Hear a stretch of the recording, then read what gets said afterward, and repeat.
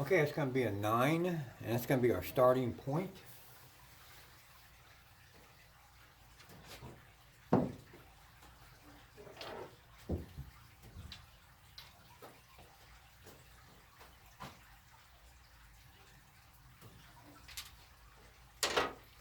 Okay, by now most of you guys have seen the slow motion video of this throw.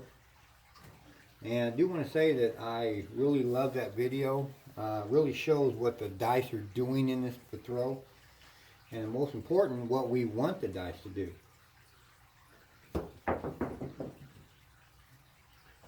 Okay, that's going to be a 6.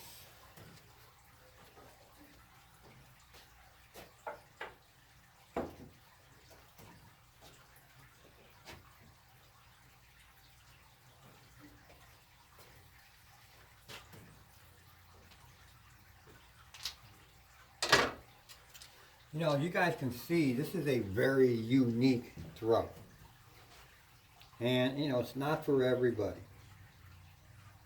Matter of fact, there's probably a lot of people out there would be scared to even try to attempt this type of throw at the casino. And I don't blame you, because you're going to get some weird looks when you throw this throw. All right, it's going to be another 6.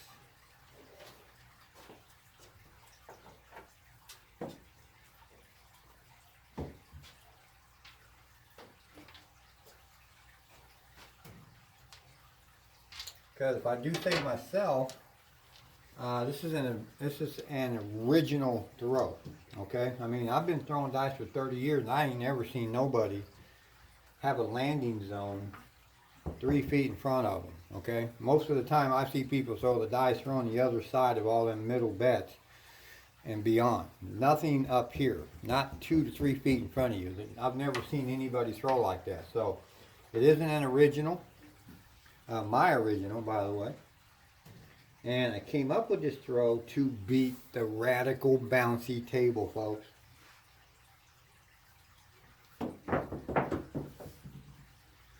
Okay, it's going to be a 4.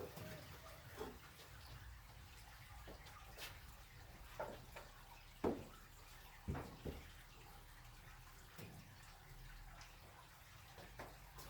know, I've had a lot of comments from a lot of people out there about those types of tables.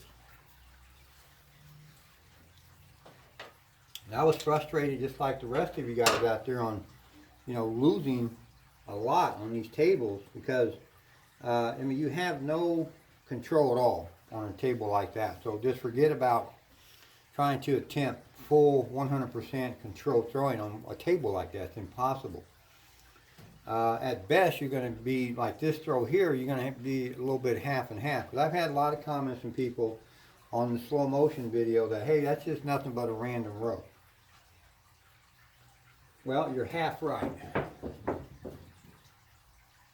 Okay, it's going to be a 9. That's going to be our point hit.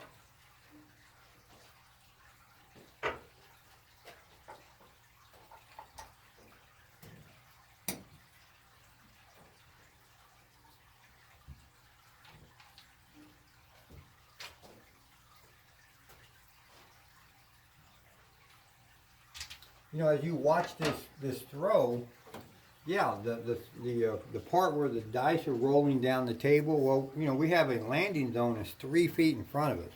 That means that leaves about 11 feet that the dice have to travel to get to that other wall. Of course, that's going to be a random row. I don't think people have to shout it out that that's a random row. I think everybody who watches the video understands that part of the throw is random, okay?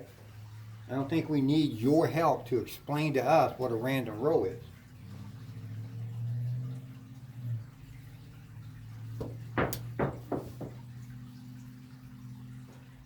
Okay, it's going to be a 6. That will be our new point.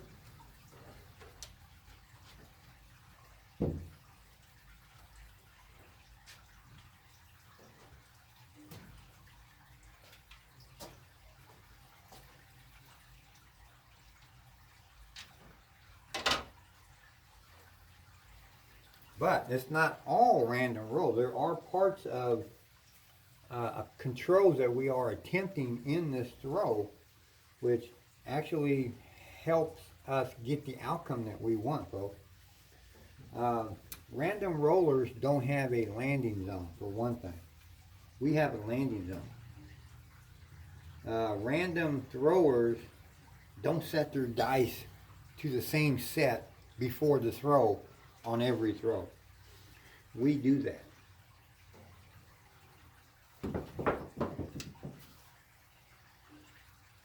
We throw the same type of throw every throw. Random rollers don't do that.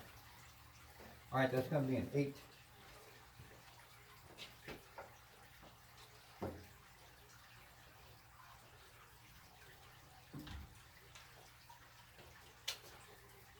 You know, people are quick to bark out their negativity to try to destroy.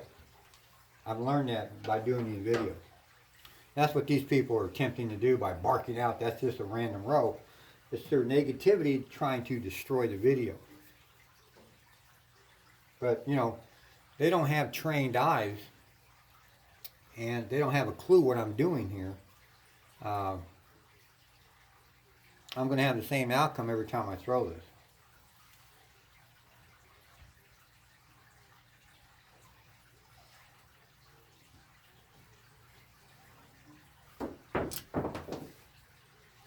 Alright, that's going to be a 11 yo. Now, I do recommend a short game for this because of the random in the throw.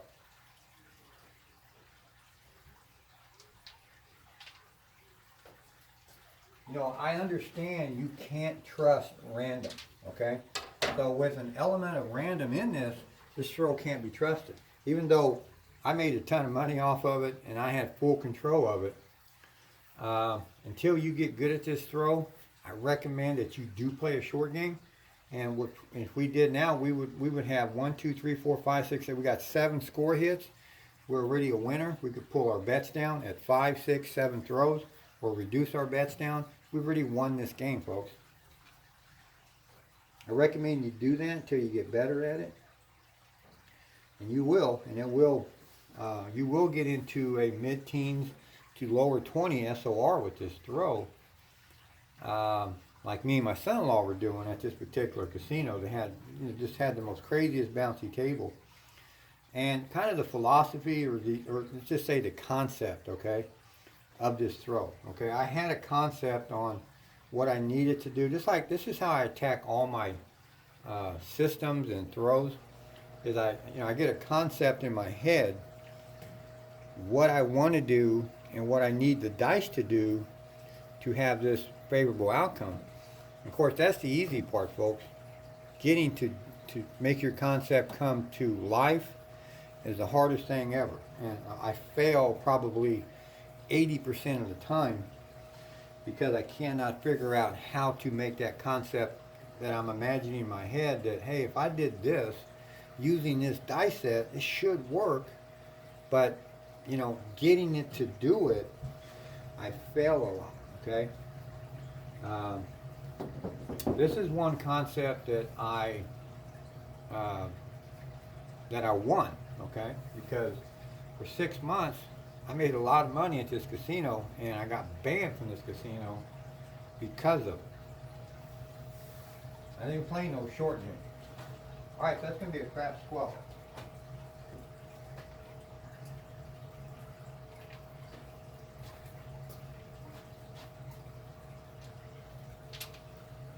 So, you know, I invented this throw here using the all 7 set. That's what I threw on this radical bouncy table, was the all 7 set. That's what I recommend that you try using first, and give it a few throws before you give up on it. And if it don't work for you, then change your dice set. I'm actually using a different dice set in this. I'm using the all 311 set because I don't have a full table or full table surface that's the same. My table is divided in the middle. I'm actually throwing on my hard surface side going into my bouncy side. If I had a full bouncy table, I would be throwing the all 7 right now, but the all 7 will not work with this divided surface. So I switched up, and I've used a few different dice sets, and I came up with the the all 311, which is 6251 is the way I said it. 2-1 looking at you there, 6-5 on top. Now, of course, when I'm throwing my dice, I'm pushing down. I'm actually pushing, I'm using a 3-finger traditional grip, okay? And then when I throw, I'm pushing. Push down to that table, and you have to use a lot of velocity, people, because like I said, once the dice hit the table, you have 11 feet still yet to travel to hit them back walls. And you really got to be careful with this throw, because if you're not throwing properly, you're going to throw a lot of short throws, and they will shut this throw down, folks, because as soon as they see you throwing it, they're immediately looking for a way to shut you down because of the uniqueness of this throw, because they've never seen nothing like it, and they know you're up to something.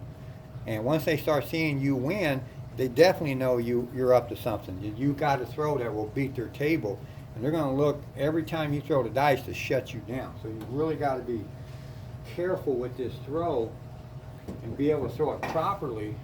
That's off the table, so they don't shut you down.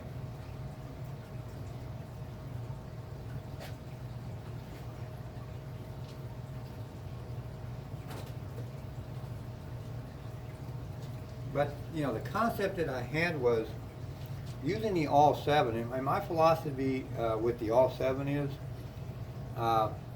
your dice want to go back to set as soon as you throw them. Okay, they want to bounce back to set. And of course, if you're setting with the all 7, your set is 7, so you don't want your dice to go to set. So the way of my thinking of the all 7 is anytime you throw the all 7, not just with this particular throw, anytime you use it, you want to, and most times people throw it, they throw all the way to the wall. So the dice really don't have what I call time to reset, stay on access, and then stop at set, which would be a different set, not the all 7. So I thought, well, if we had a landing zone that was like 3 feet in front of me, that would be the first what I call explosion that the dice would have to break out of that 7, right? Now, to travel the next 11 feet, what the dice will do, once they break from that original set and then reform to a different set as it's traveling down the table, and of course, the way we're throwing this, which we're not putting rotation on it, we're using a flat throw, push throw, so our dice are going to stay like this, which is staying on axis, right? And now, since they form to a different set after the first initial hit, then reset, now if they stop the set, it's not going to be the 7th set. So if you can kind of follow that along a little bit, I mean, I know a lot of people ain't going to understand that, but that's basically my concept of the all 7 set.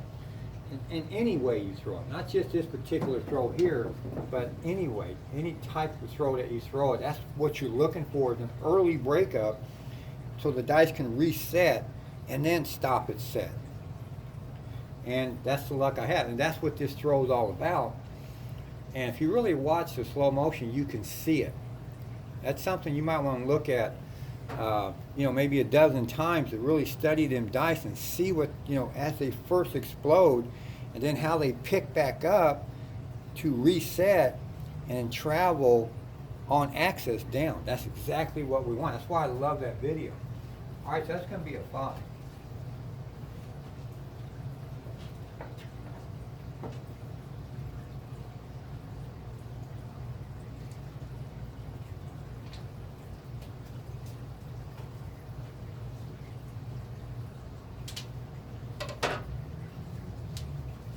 Now, of course, I'm not throwing the all 7 here, so only because I got 2 plane sources. The dice are not going to bounce the same way if you had a full radical bouncy table.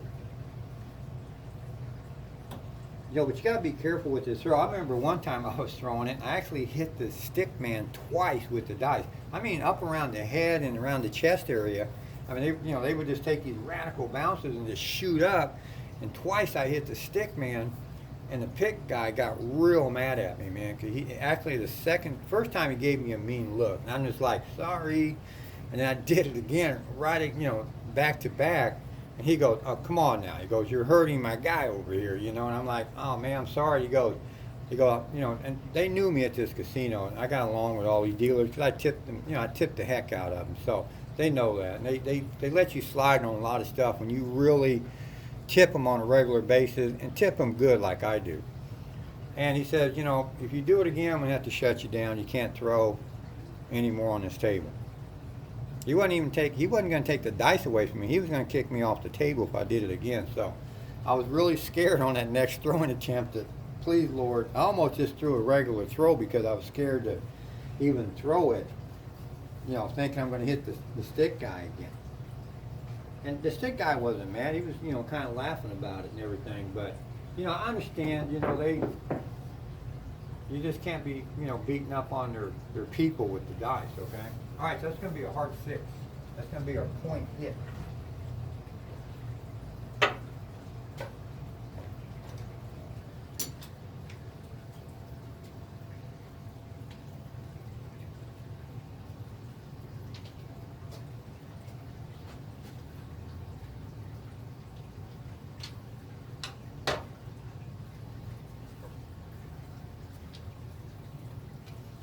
You know, you really can't practice this throw. You just got to line up and throw it. I mean, there's really nothing to practice for. You know what I mean? There's really, you know, there's, like I said, there's not really a whole lot of control in it. You know, you do have, you know, mechanics, you know, which try to give you some ability to, you know, have a better outcome, a favorable one, by actually having mechanics in the throw. But as far as like controlling your dice, you're not controlling dice that are rolling 11 feet down the, you know, down the table. So you just, you know, you just keep to what your mechanics are, and you know, just throw it, you know, and that's just basically what I do. All right, so that's going to be a 10. It's going to be our new point.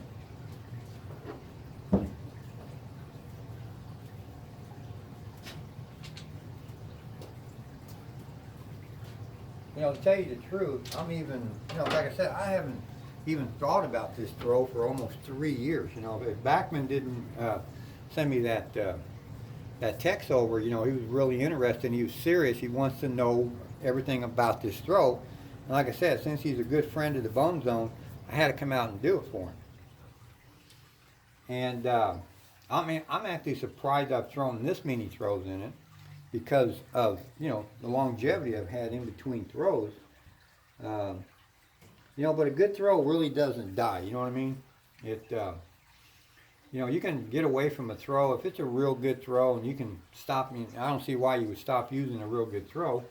And like you're in a situation like I was, where I didn't have the table to accommodate this throw, and then just pick it back up, and it just, you know, picks up right where you left off, man. I mean, that a good throw will do that. That's how you know it's a good throw, man. You can get away from a throw for a while, and then come back, and it's like right there, it's still there. All right, so that's going to be a hard 10. It's going to be our point hit.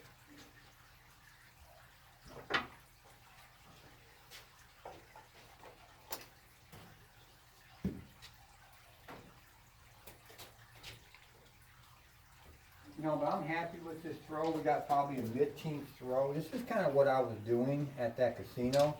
You know, we weren't throwing 20 throws all the time, man, but we were doing mid-throws. When you have a throw like this, 2, 4, 6, 8, 10, 11 score hits, folks. You can make a lot of money off of 11 score hits.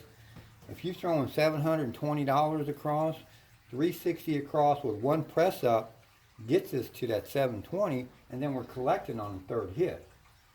So you're making a lot of good money just, you know, with 10 to 12 to 15 score hits. And that's kind of what we were averaging. And of course, you know, we would overachieve on some throws and pop some 20 plus throws, even a 30 throw, whatever, every now and then. Of course, we'd make a lot more money off of that. And this is 3 years ago, folks. I wasn't pulling my bets down. We were full pressing and scoring and taking all we can. You know, we were, you know, just, you know, wiping this casino out, man. I mean, that was our attitude, man, just to go in there and make every dime we can possibly get.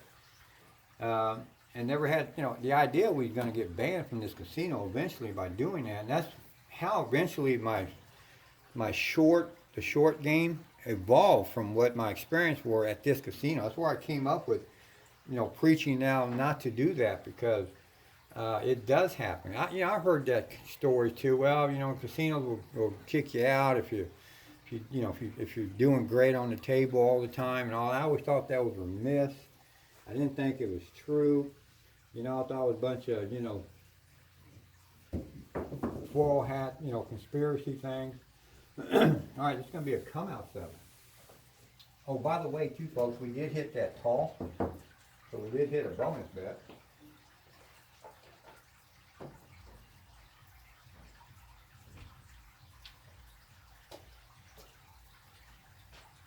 Yeah, I had a feeling that was coming. I felt that 7. I just knew that.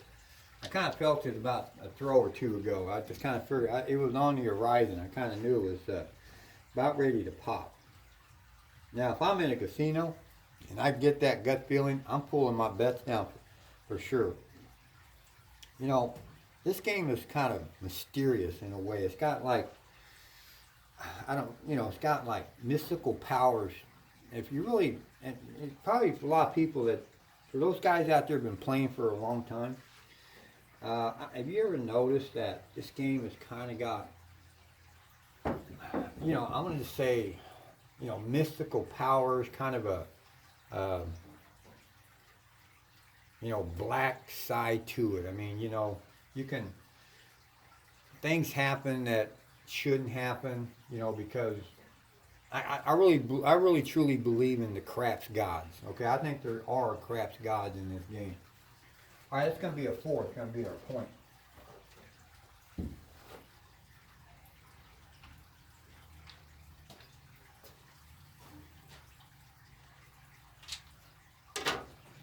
But, I kind of see this mystical type of, glow that's around the game of craps. And, you get these gut feelings, a lot. And that's just kind of my point. I say go with your gut, man, when you play this game, man. Because, I think you're gonna see that the outcome is generally what your gut feels. So if you got the gut feeling like, hey, I feel like, man, I'm gonna kick butt on this throw, and keep throwing, man. If you got really that gut that you really feel that you're gonna shine in this throw, do it. And on the other hand too, you got that gut feeling that, man, I think I can feel that 7 coming. Pull your bets down, folks. Okay. I do it all the time, man, and it really works, man. You got to go with your gut. Okay, it's going to be an 8.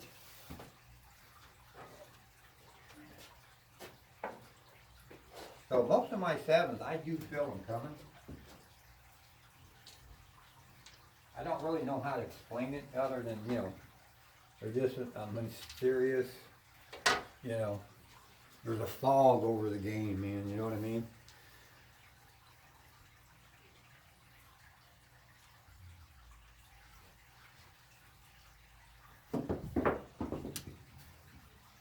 Okay, it's going to be a hard 10.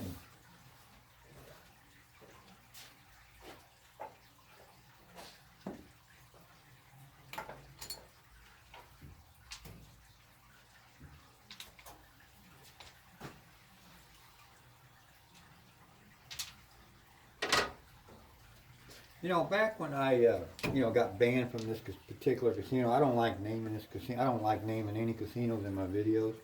That's why you never hear me name them. But when I got banned from this casino, and I kind of told you guys a story on it a little bit where I was, it's going to be a 10. Where I was, it's actually doing, you guys have seen my live video 1, 2, I think I did 5 live videos from that casino at the time, over a period of a couple of months, let's say.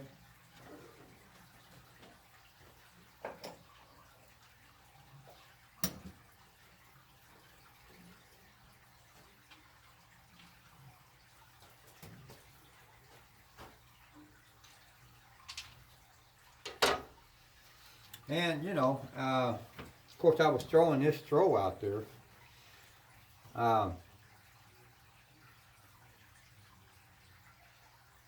And later on I learned that I actually got turned in. That's how they caught me, because I didn't get caught in the act of filming there. They actually got us as we walked into the casino on our way to do that. But later on, it was a big deal because the gaming commission got involved because they actually accused us of cheating. Um, is why the highway patrol was there, gaming commission was there, of course their officials and their security. I mean, it was an embarrassment. Trust me, folks. They did it right out in the middle of the casino, which was embarrassing. That we were getting arrested and they even handcuffed us. We were going to jail, man. I mean, and they made us admit to everything, or we were going to jail. Because they didn't catch us in the act. So we had to admit to everything. And I mean, they already knew that I had my site, the bone thrower, or at that time it was full press. And they even told me, we got your website, full press. We see the videos on there. I mean, I couldn't say, no, I didn't do any of that. You know what I mean? They had it nailed right. Okay, that's going to be a 9.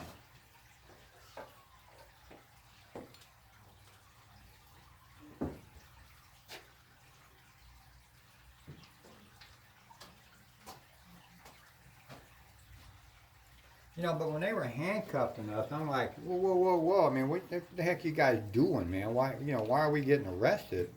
And, they said, well, you're getting arrested for cheating. And even one of them mentioned racketeering, whatever the heck, that was. And, I'm like, wait a minute, man, we're not cheating, man. So, I said, we're not doing nothing like that. And he said, well, if you guys want to admit to, certain things, he said, we won't arrest you. And so he just started saying, well, you got to admit that, what you were doing, were you filming out here in the casino? I'm like, yes, telling him, yeah, of course I am. I don't want to go to jail, right? And I said, but we weren't cheating. I said, all I'm doing this for is just for my viewers out there, All right, that's going to be an 8.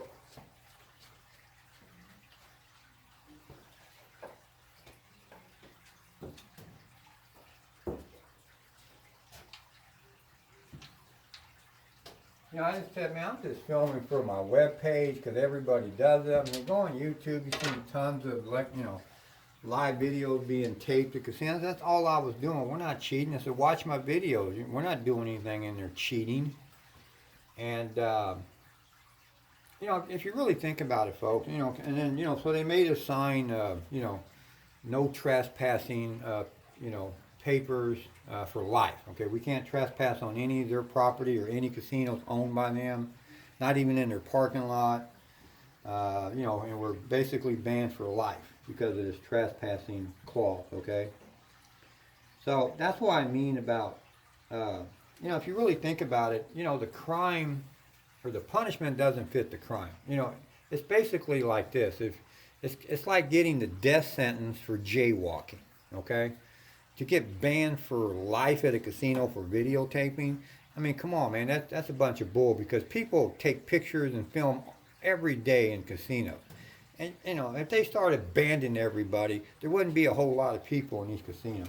So it was more than just that. It was this throw and the money that we were making from that casino for a long time, okay? That was the main factor, and they just used the video taping out there as the main reason to do what they did. All right, so that's going to be a 6.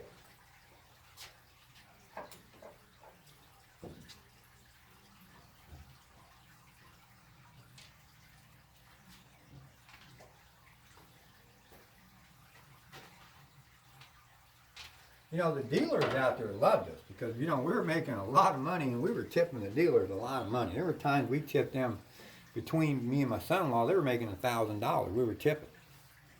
And you can tip them all you want. They don't have any say-so about you getting kicked out of the casino because they don't want to see you go. That's how they're making their money, off their tips. But it's the people upstairs, the bigger bosses that want you out. So, I do, advocate to tip your dealers, but it's and they do help you out at the table, and they actually are nicer to you. but they're not going to stop you from being kicked out of the casino because you're making big tips. It has nothing to do with it. When they want you gone, they don't care what you're doing. As far as tipping wise, you're out the door. Alright, so that's going to be another 6.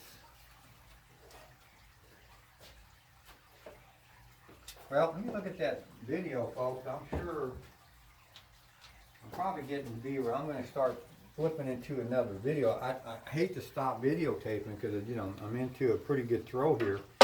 But I don't want to do a 2 video deal. Okay, I'm at 30 minutes. I think I got probably a couple of minutes left. So I'm going to kind of wind this down real quick because I don't want to do a 2 video. Just takes too long. People don't like watching long videos or double video deals, at least from my viewers that complain about it. Alright, so that's going to be a hard 6, I believe. Yeah. Let's see, how many hits we got? Look at these score hits, folks. 1, 2, 3, 4, 5, 6, 7, 8, 9, 10. 1, 2, 3, 4, 5, 6, 7, 8, 9. 20 score hits, folks. Did you make money off of 20 score hits? This is what we were doing at the casino.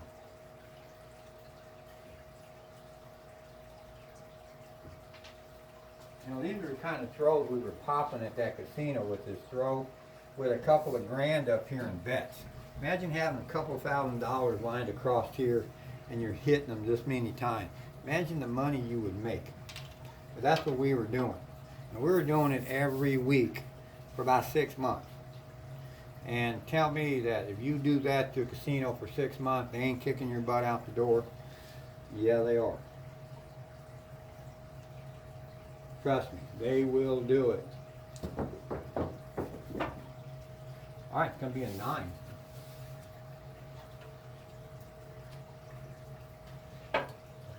$21 score hits.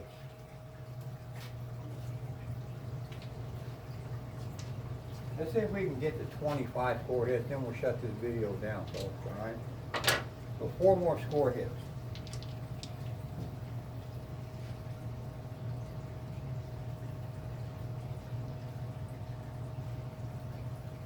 You gotta have that velocity. You want to make sure, you know, part of, you know, you're having a good outcome on your shot. We want that explosion off that wall too, okay? We need that in our throw. So that's going to help it. Don't short roll it. If you short roll it, you're probably going to run into a 7, folks. All right, so that's going to be a 5. So you want to put that velocity in that throw. 3, probably 3 more. Make sure you understand the throw before you throw it. You know, you got to know what you got to do. You're only going to get a couple of misses and they're going to shut you down. So remember that, you know, you got to put some velocity in this throw. It's critical and important. Get them dice to bounce like that off that other wall back there. All right, that's going to be 11 yoke.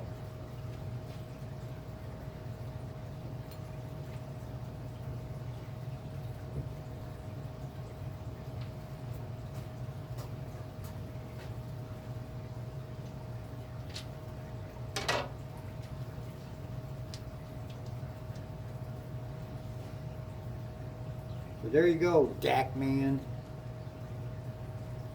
Hope this helps you out. Hope you have a lot of success with this throw. Hang in there, man. Throw it a few times, man. It's going to take a while for you to get used to this type of throwing because it's such a unique throw. All right, that's going to be another 10. That's our 5th hit on that 10. I showed you guys how to do that 10. That's $20,000 right there, folks.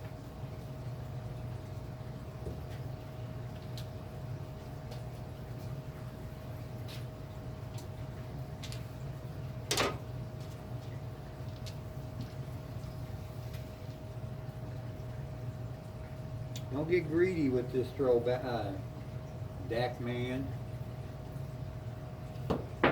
Else you're going to end up like I did, trying to find you a new casino.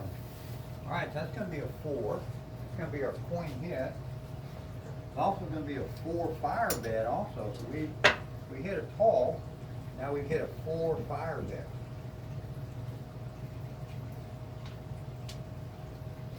So for you people who still have them fire bets on your tables, there you go, folks. Look at my phone here. 35 minutes, we're probably off. I'm going to throw one more time, and that's going to be it, folks. So I'm going to play through this, so I'm going to say thanks for watching. Keep on watching, and the dice are in your hands. I'm going to just keep throwing till it runs out, folks, and hopefully you get to see a couple more throws real quick here before the video stops recording. Oops, that slipped out of my hands. All right, it's going to be a 9. See, I would have got away with that because I didn't short roll a lot of throws, so even though that was like one messed up throw, I would get away with that. Now, if I'd been short rolling a lot, that would have been it right there. They said, all right, you're done. Out the door, mister. Don't look back. Oops. Be off the table there.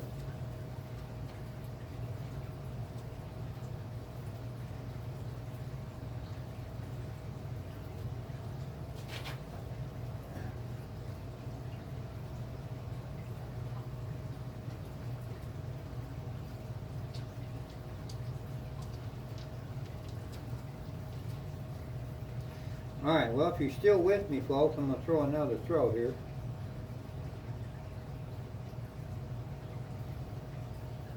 Oops, that's off the table again.